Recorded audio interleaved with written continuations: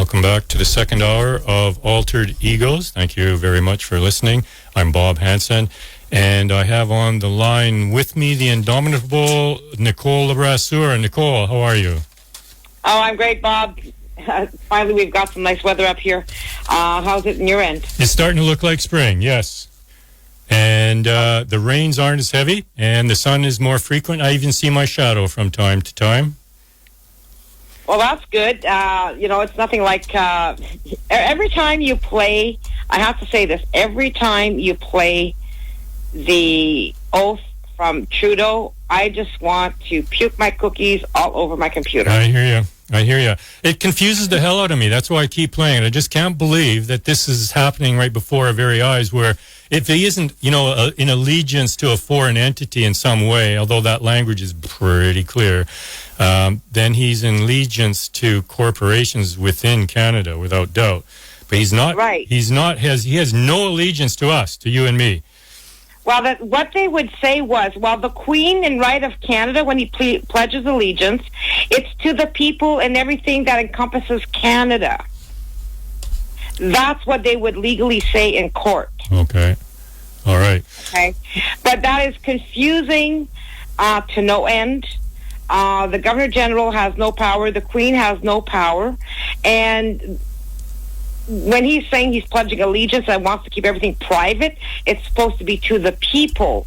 And this has been, this is what should have been changed since 1931 and 1982, especially removing the Queen out of there as the sovereign who represents us and who can speak for us as the Governor General.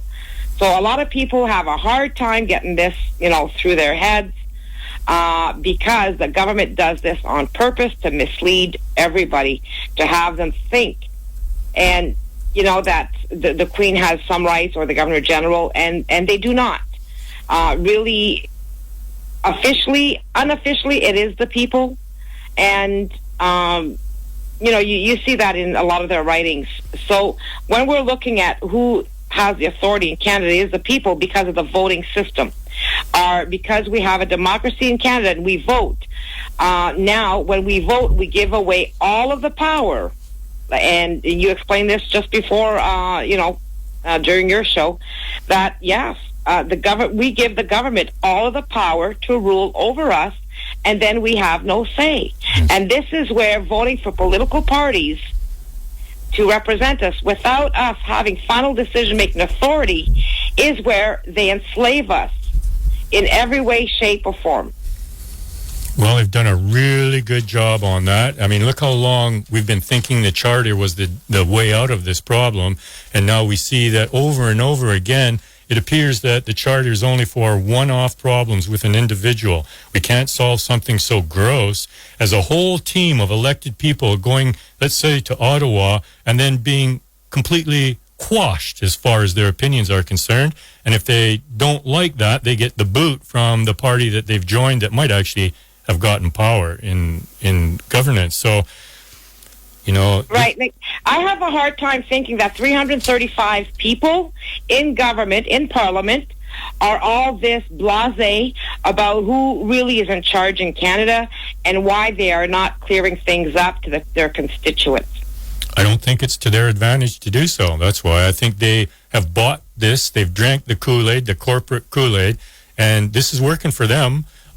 I'm just going to ask you, I was thinking of this the last couple of days. Do MPs and senators pay tax on their income?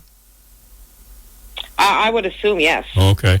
Just curious, because it seems they have a few perks none of us have, a much better health program than we have. They have access to the best. And as I've said many, many times, now that we know that tax havens seem to be just fine for the federal government, it makes me think that they've been given tax havens for themselves as well. And when you see the Trudeau Foundation now, which is exactly like the Clinton Foundation, soaking up money from the side from corporations for things that the Trudeau governance says they will do for those corporations. So, they're not working for us. And no matter how we get involved with politics, it will always be this way if we have these corporate structured parties. Now, if we had a proportional representation system, then we can manipulate the thing better and have a better, broader input from the populace, but we would still have that umbrella over our heads of the corporate structure. And so what we have to do is stop funding by corporations and unions. We have to soften any kind of party structure initially, but be prepared to remove it entirely and get down to consideration in our communities of the issues that are important. And when we send our politician elected off to Ottawa and he or she negotiates what we are asking and they come up with a compromise, that should not be put in law before that compromise comes back to us. And I think that's kind of what you've been saying too. Yeah, absolutely. And, you know, Bob, one of these days, no offense here, but I'm going to have to put you over my knee and give you a good ass whooping. Well, because the next time I hear you say proportional representation would give us a slight benefit, I'm going to whoop your ass. Well, because at the end, they are all the same, and we know that. Well, as long as the party structure is in place, we're going to have a problem. I'm clear on that. Bingo, bingo, bingo. That and that's the whole. Even the party structure. The whole. It's not just the party structure. It's the fact that they have final decision-making authority.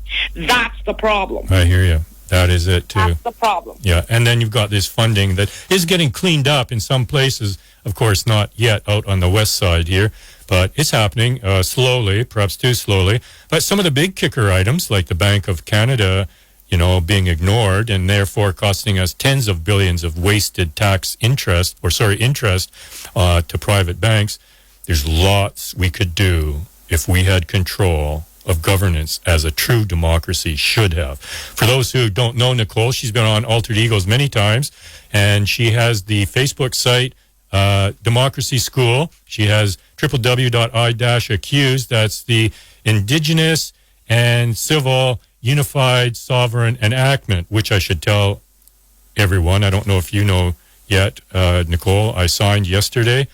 And yes, I did. I saw it. Thank you. Well, you don't have to thank me. You know, the thing is, this has to be done. We have to abandon what's not working. We have to have the guts to do that and look hard at things that are viable options. And actually, when you step back at this democratic issue, you realize these aren't just viable, they're the truth. And the other site, www.myfreedom2017.com, which I believe is also on Facebook, yes? Yeah. So you've got these 3 platforms that people should be looking at right now.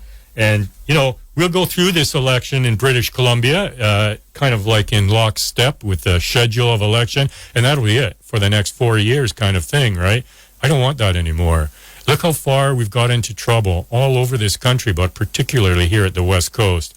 If we don't pay hard, close attention to our governance system, we'll be governed by thieves and criminals and kleptocrats who sell everything to foreigners, including the jobs that our children should have.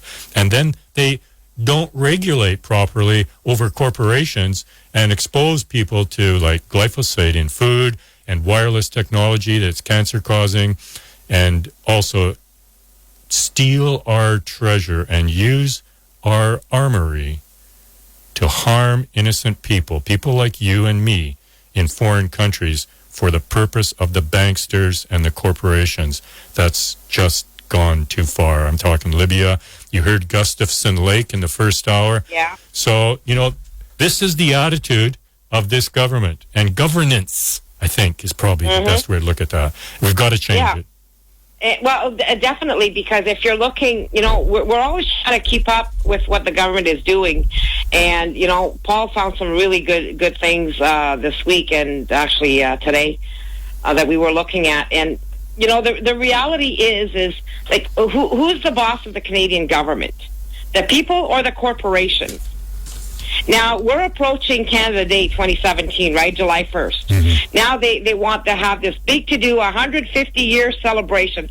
How can people stand there and celebrate a day that is so embedded in dictatorship and abuse of the people and abuse of the First Nations that they would go out and celebrate Canada Day? I mean, that's beyond me, you know? So what I've done is, and I showed you those memes that we put up, and I'm going to do a write-up on myfreedom2017.com on this. And it's about, on Canada Day 2017, we need to end 150-year dictatorship rule. So people need to tell the Canadian government who's the boss of the Crown of Canada and who's in charge of all of our human and natural resources here. Really, it's the Canadian citizens and not the corporations. Right now, we have corporations who have instilled corporate policies, and because this is coming in from the World Trade Organization, they think they are God, and that the employees have to abide by the corporate policy rules. And we were at the doctor's the other day I was there with my ex-husband because he's having serious problems in regards to his employer, Tembec Inc. And, with human rights issues, abuse, verbal abuse, mental abuse. And what we're seeing that the corporations are doing is that they're really aiming at striking down the older workers. There's tons of lawsuits right now in the States, everywhere worldwide, on these issues. Now the new 65 is 50-year-olds are the new 65 because they're trying to push people out and take their pensions a lot sooner. So if you look at my ex-husband's status there, he still has a few years to go. He's been there 37 years, but he can't leave until he's 55. And then even at 55, he would not even be able to, he'd only get a portion of his pension. He'd lose out on a huge chunk of his pension 3%. Because now he's mentally harassed. Yes. Well, this is a huge problem. And hearing that Canada is involved with the UN on labor law issues in writing those laws we were speaking about, I think that's quite disturbing. And there is a flip side to that could help us dig our way out of this, because you cannot have corporations declaring that within their buildings, for example, national standards and laws don't apply. They're going to get chewed up in court sooner or later.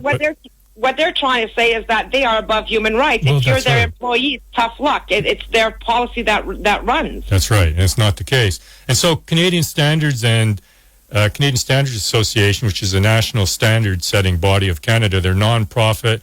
Well, they're not volunteers, but they're not a corporation.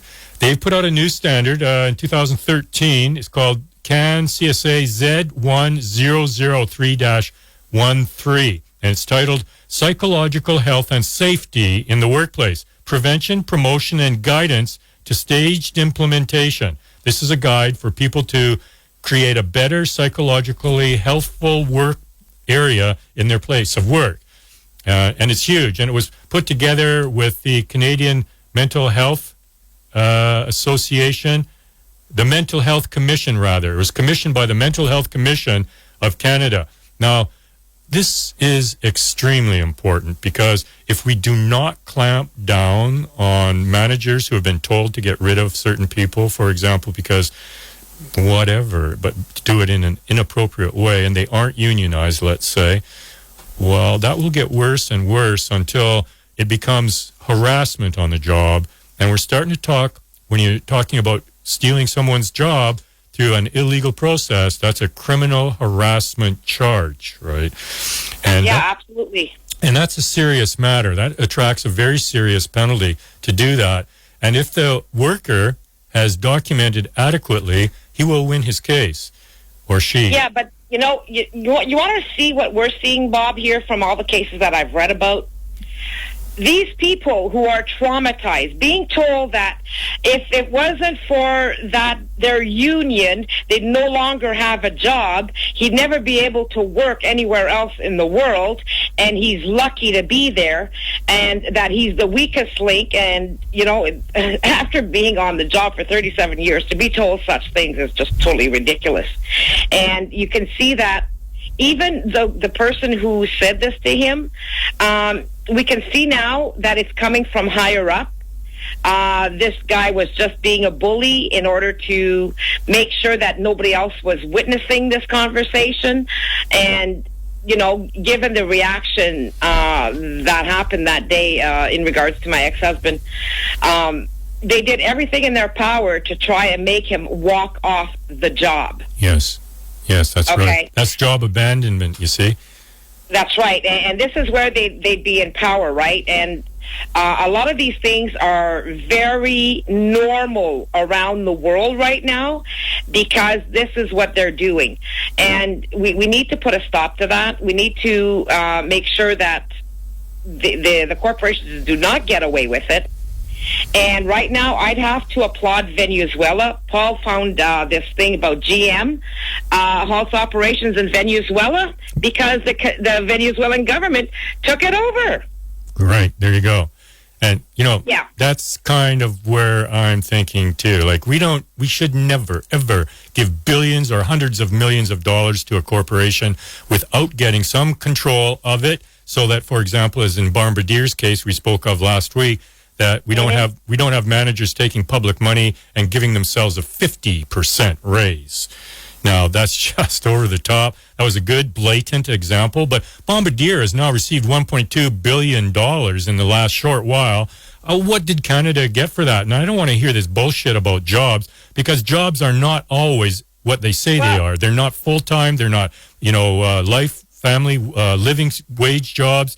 And so getting jobs is not the only thing. If a bank, for example, fails and we bail it out, we should have people put on that board for the bankers, or the government should get shares in that bank. And so that if the bad behavior continues, we just keep climbing into that corporation until, yes, we take it over. In the case of banks, we don't even need them. We should have the Bank of Canada and be done with it all.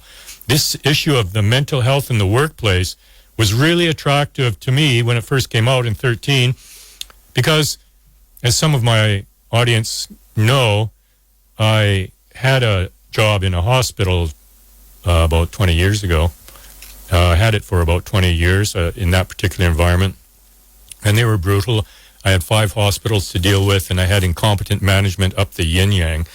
And finally, after being ground down and they were making false statements of truth, or fact rather, I suffered a nervous collapse at work, and had to be off, and was off for a period of time while I struggled with my employer, and then in the end with my union as well, the Hospital Employees Union, which was the wrong union I was in.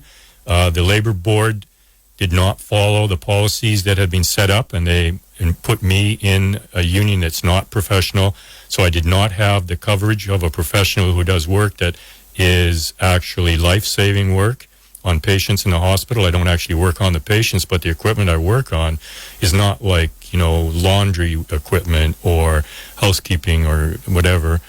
The stuff I work on was cardiac monitors and surgical equipment. And so there was a lot of stress there, and they just outright lied in the end. And I filed for a workers' compensation of BC claim for psychological injury in the workplace, which freaked out the local hospital, Nanaimo Regional General Hospital. They just could not have that happen. So they were livid, and they made sure I didn't get back to work from my injury after that. And so I struggled with them in the courts for 5 years, and finally just said, when they presented totally false information and I could prove it, but they wouldn't stop the proceedings, I just said, I'm out of here. And I left. And then 2 months later, WCB notified me that they had accepted my claim. They'd done a year's research into the States and Canada and Great Britain as to how it's handled, and they decided that there were 2 decisions. That the stress that I had, stress in the workplace that causes a mental health injury is compensable. That had never been decided before, only for acute cases like a police officer at a shooting or firemen at a scene. So a one-incident trauma was compensable, but not when there was no single specific incident. You had to have a trigger incident was the reasoning up to that point. But when WCB looked at my case, they were astounded that things were as bad as they were. And they said, yes, in fact, what went on was enough to cause considerable stress over a period of time, and my injury is compensable. Yeah, well, see, in Ontario, it's still the same thing. Like, my ex works in Quebec, but lives in Ontario, and he's going the Ontario way, and instead of getting his sick benefits from Quebec, but the stress that he suffered, like he was totally traumatized. He still is. The minute you say the word Tembec or the union or anybody, and you try to, and it's hard right now because he needs to get all of this stuff off his chest and to try and talk about it. Exactly. The trauma. I wouldn't have believed it till I saw it, in the sense of how it really affected him. And, it's just unbelievable, the emotions that come from that. Well, sure, because it's not just that they're treating you like shit and your self-esteem is damaged, but they demoralize and lie, and then what happens is you start building up this paper tiger where you just don't know what the buggers are going to say, right? And what I used to do, and I recommend this to everybody, take a recorder to work. And if your supervisor comes to you, reach into your pocket and turn it on. And if he sees you doing it, don't feel badly about that. In Canada, the law is, in any conversation you are involved in, you're allowed to record it, and it will stand up in a court. Now, for some managers, you may not want them to see that recorded because they are just so dishonorable. Yeah, but when they're being attacked like that, they don't know how to react. I know. He was shaking so bad, and he's got heart problems. His blood pressure went sky high. Every time we mention the word, he's right back at it. It's just, I don't know.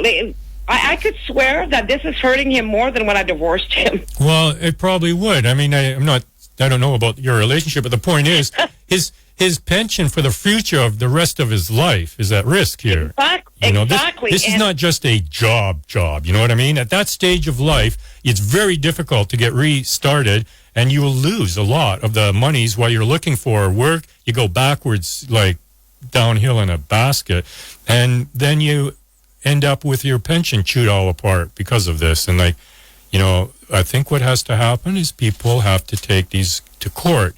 And the problem for me was I could not take it to court. I searched for lawyers. I couldn't take it to court because they said, you're in a union. The union defends you. I said, my union's in a conflict of interest because yes, they are. My type of work, a biomedical engineering technologist, is not the type that should be in this union, and they know it. And they know that they did not address what I told them were problems all along. And so then the government of the day bought off my union by putting in all the licensed practical nurses, something like an extra annual income of $4.5 million, plus a lot more people under their umbrella to negotiate at a contract negotiation.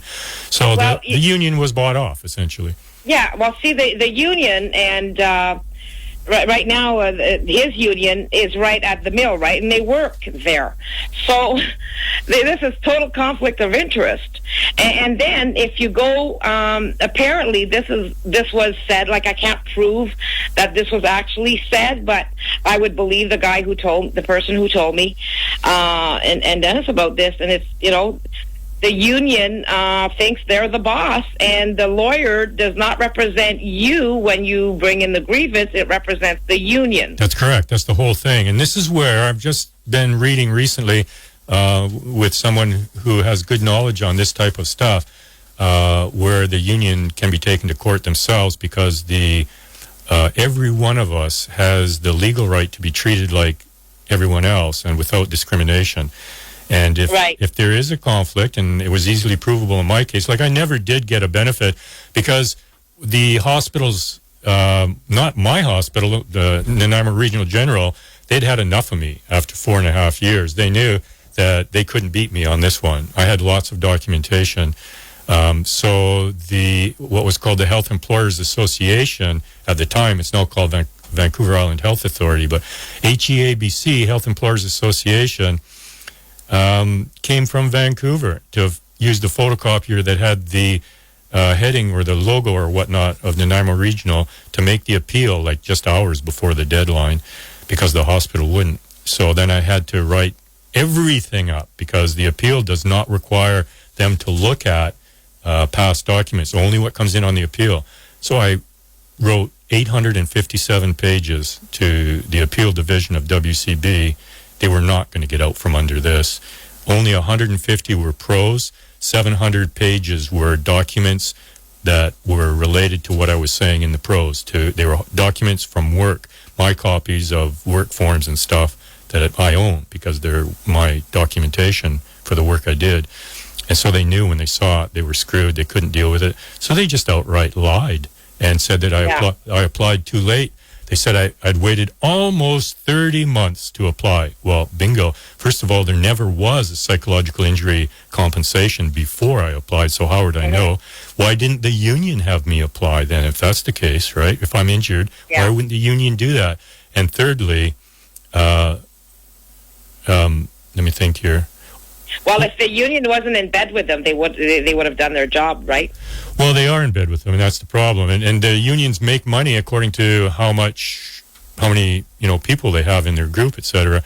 So anyway, I had applied 30 months or just before, and the WCB of British Columbia said you had up to 30 months without any other documentation, or even after 30 months if you had good documentation. I had both. I applied before the 30-month deadline, and I had reams of documentation.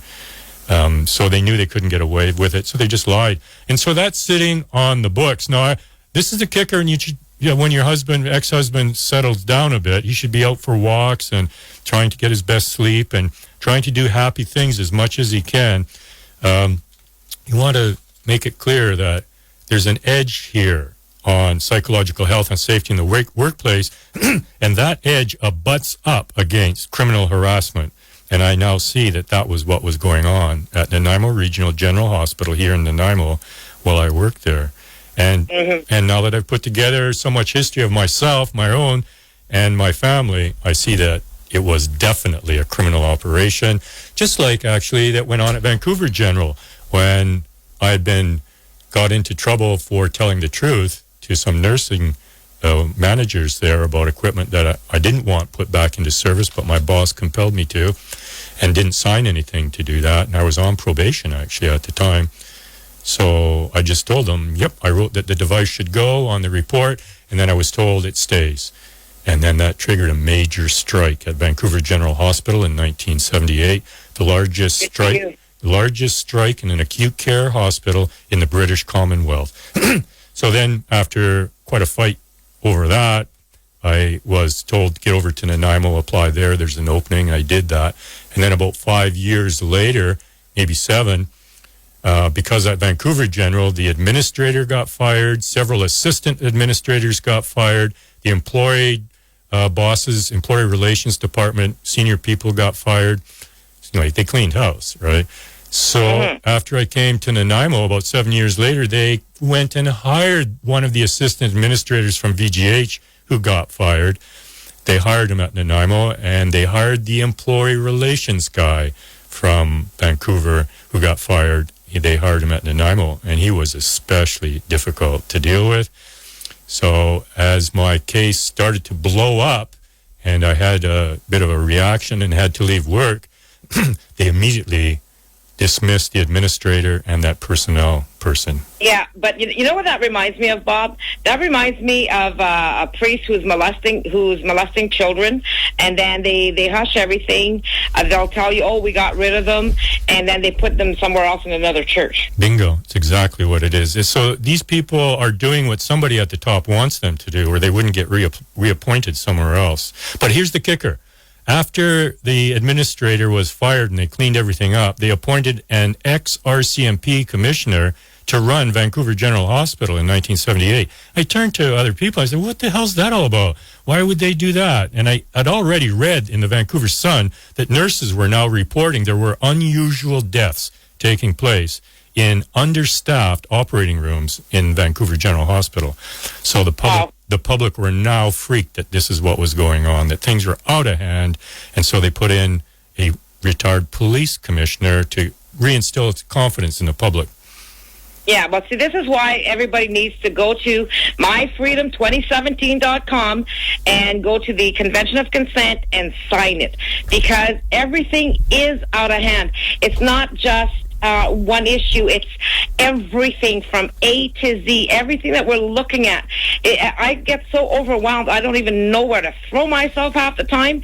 And again, the only solution, whether it be tar sands, chemtrails, the Bank of Canada, even down to the fact that we are building military equipment to kill innocent people in other countries, to furnish Saudi Arabia with all of these things, but it gives you 3,000 jobs. It's hogwash. How can these people sleep at night?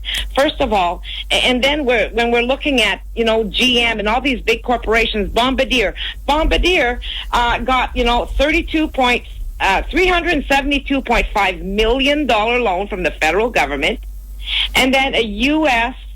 $1 billion from Quebec government. This is what the Huffington reported on the 9th of April.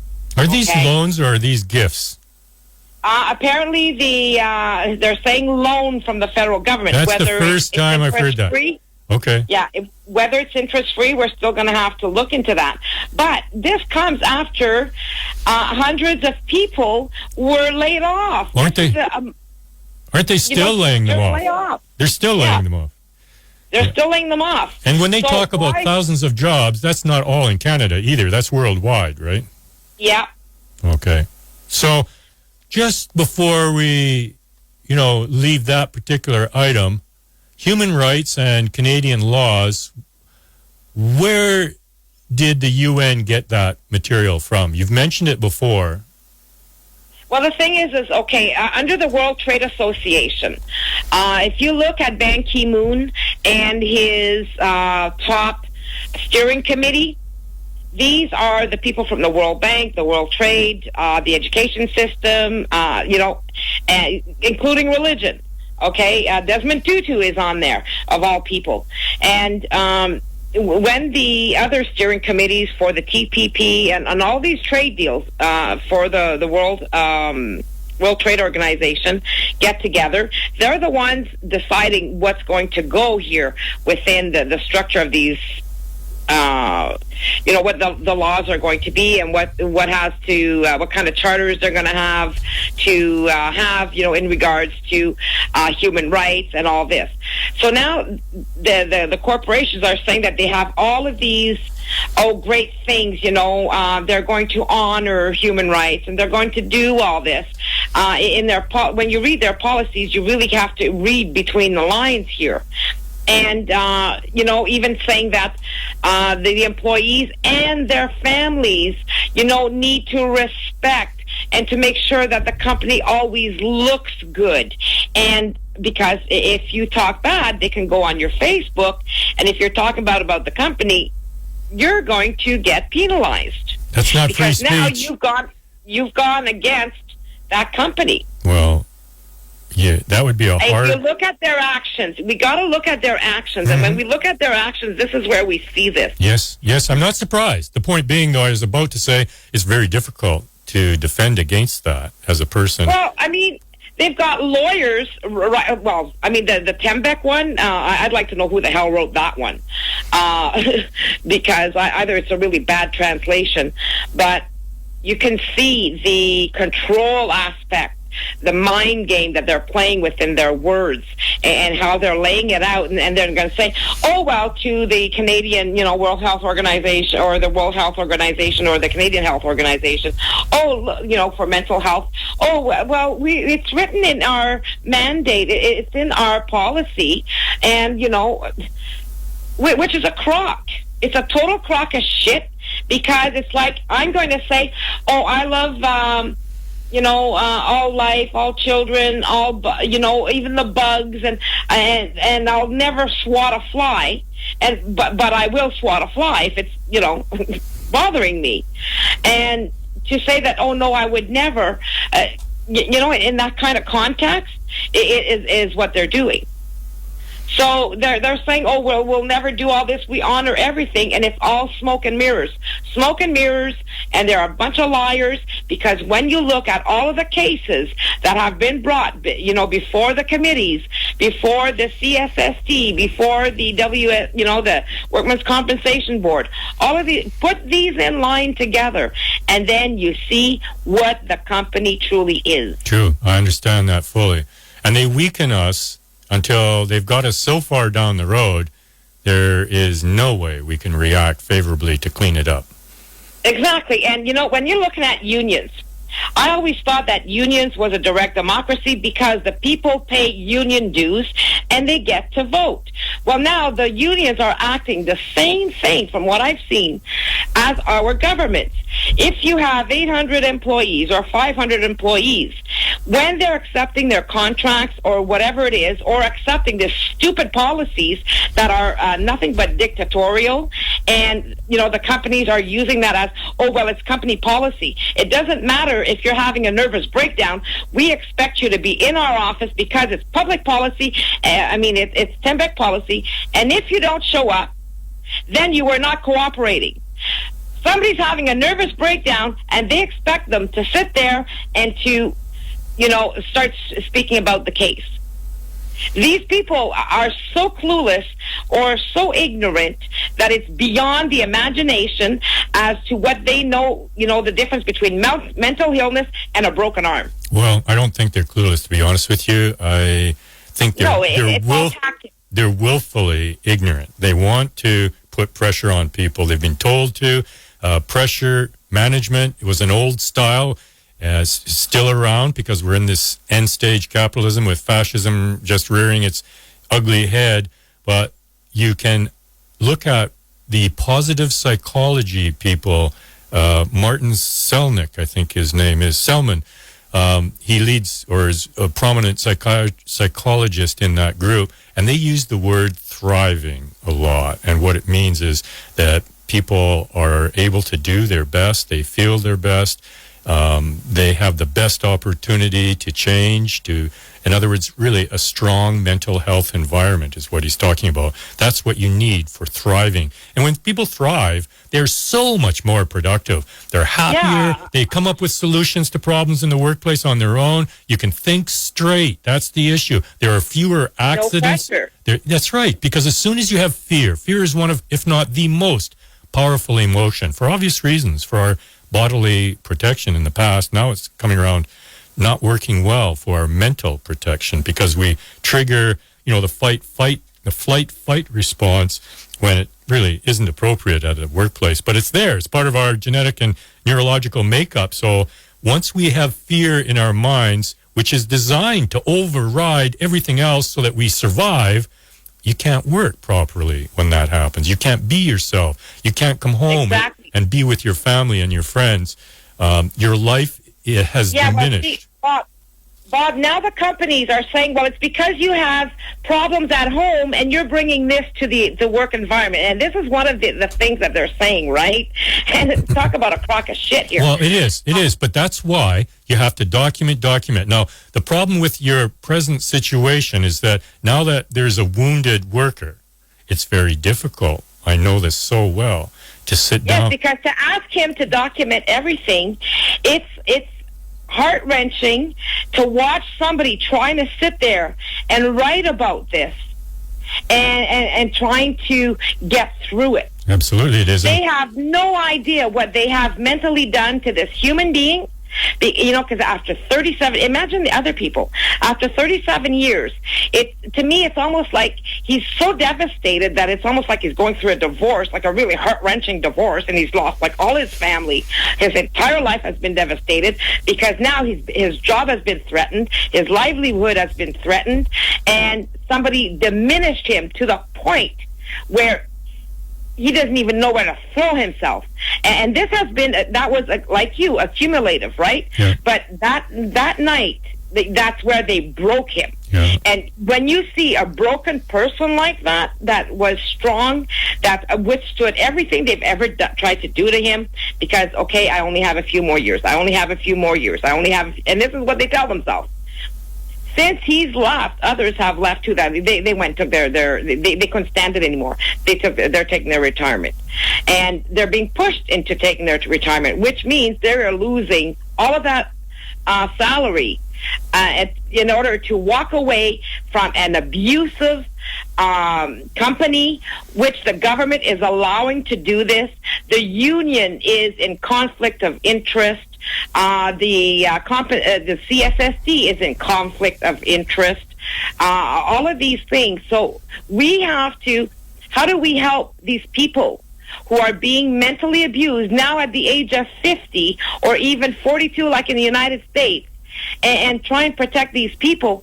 Because the government says, well, we've already did a research on this, and, this is what we're suggesting, and now we bring it to the corporations, and the corporations, oh, well, we're instilling this. We got 7 more HRs in to fix this problem, right, which is a crock of shit. Well, it's their problem. 2 years from now, it's still going to be the same thing. Sure, but there is something that comes to mind while you were speaking about a previous employment I had with General Electric Medical Systems. And I'm saying this because what's happening now is going younger, but it's not just starting now. It's been going on all along.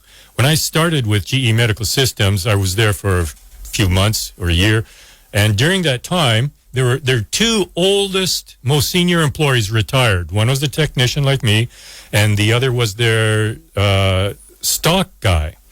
And so they retired, and they were waiting for their pension checks to come, and they didn't come. And one of the guys had to start dipping into his savings, and it was getting difficult.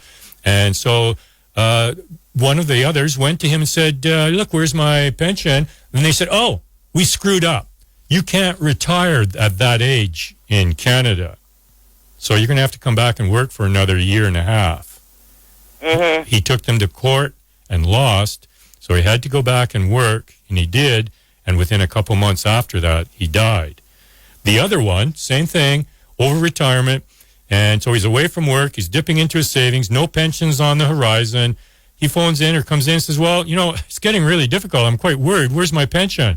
They said, oh, we don't know, the paper snagged somewhere in the States. Yeah, well, that's the same thing as what they're going through in the UK and everywhere else when you looked at the movie I, Daniel Blake. This is a worldwide epidemic, and it's coming in from the United Nations and the World Trade Organization and the World Bank. All of these things are intertwined within themselves. And, this is what people need to realize, that the Convention of Consent is the only thing right now that can free Canadians. It's the only thing that can free other countries, because we need 51% of the people to open their mouths and say what they want.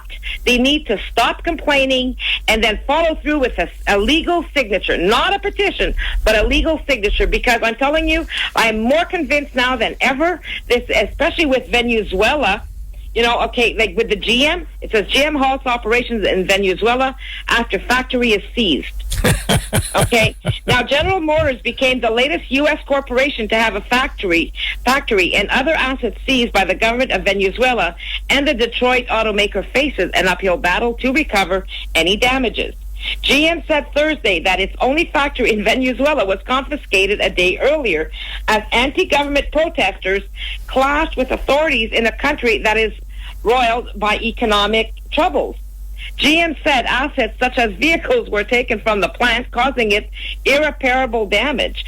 Now, is the Canadian, are we going to be stuck doing a buyout, not a buyout, but helping GM now because of what they're losing in Venezuela? Well, I'm sure that this story is going to continue. That's a bailout. Yeah. So now it says the seizure is the latest in a long string of government confiscations and factories and other assets that have been a staple of the so-called 21st century socialist revolution in Venezuela, started by the late Hugo Chavez 2 decades ago. Venezuela is currently fighting claims of illegal asset seizures at a World Bank-sponsored arbitration panel from more than 25 companies, making it one of the most frequently targeted nations in the world. In March, a World Bank arbitration panel determined that Venezuela did not have to pay $1.4 billion U.S. to ExxonMobil Corp. for confiscating company assets during a wave of nationalization. Auto production in Venezuela has nearly ground to a halt amid the country's economic collapse. The cash cash-strapped government was choked off car companies' access to dollars, has choked off companies' access to dollars needed to import parts and repatriate profits. GM's factory in the industry city of Valencia has not produced a single car since 2015. Nationwide, car makers assembled just 2,849 cars last year from a peak of 172,218 vehicles in 2007. Whoa. Despite Venezuela's grim outlook, many car makers have decided to stay put and avoid the drastic step of shutting down operations to avoid losing market share in case the economy dramatically improves or a more business-friendly government takes power. This, we can, with everybody complaining about everything that's gone wrong and to shit in Canada because of our politicians allowing corporations to rule over us, we can do the same thing. I think it's time, I'm not calling for a national strike here. I'm calling for people to become intelligent and to, sign the Citizens Convention of Consent. This is the most intelligent thing you can do because it is a legally binding agreement between Canadian citizens to clean up the shit that our politicians have created and these corporations and the enslavement that they have caused us. It's time to stand together. It's time to stop producing military equipment to go and murder innocent children. And in other countries, it's time to stop taking over other countries and help the Muslim people to rebuild their own countries, and for us to be able to help our First Nations people actually get a grasp in this life, and all Canadians. Exactly. Well said. Very well said. Yes. And I think a good way to move on that is to start to demand some asset goes to the government when they put money in the hands of corporations. And I don't see why the government would lend money to a corporation, because where does the government get the money? It borrows it from the banks, the private banks, and pays interest on it. But it's our tax dollars. If it is our tax dollars, I'm saying we should not even have tax on our labor. That's crazy to have in the first place. We should have other mechanisms. And that came from the corporations just flipping the buck over to the people of Canada, the Canadian citizens working in these factories and, corporations. And instead of them paying, they're paying 14% tax. And anything that they spend, they get a tax write-off, while your tax at 42, somebody who's making $85,000 a year is taxed 42% in Canada. Really? I didn't know that. I should check that out. Yeah.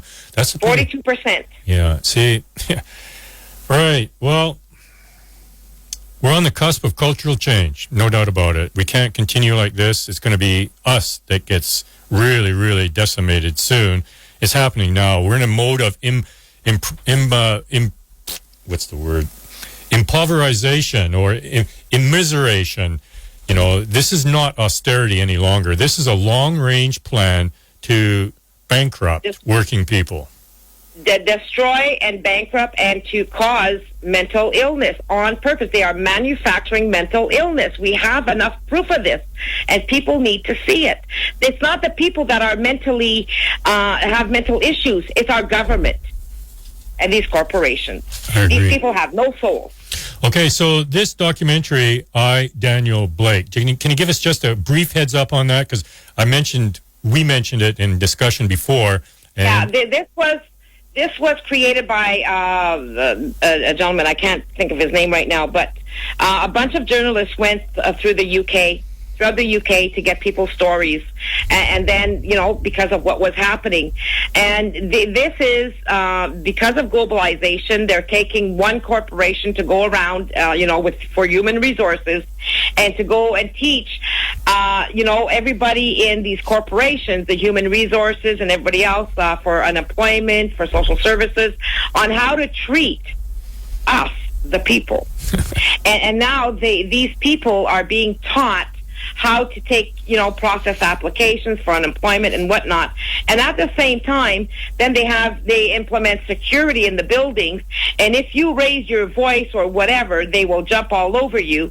And then they will penalize you if you're a few minutes late or if you don't do, all these things. So this is all really well demonstrated in the I, Daniel Blake Yes, movie. and this is And you can see it on Netflix. it's a growing problem everywhere, but it seems to be a tad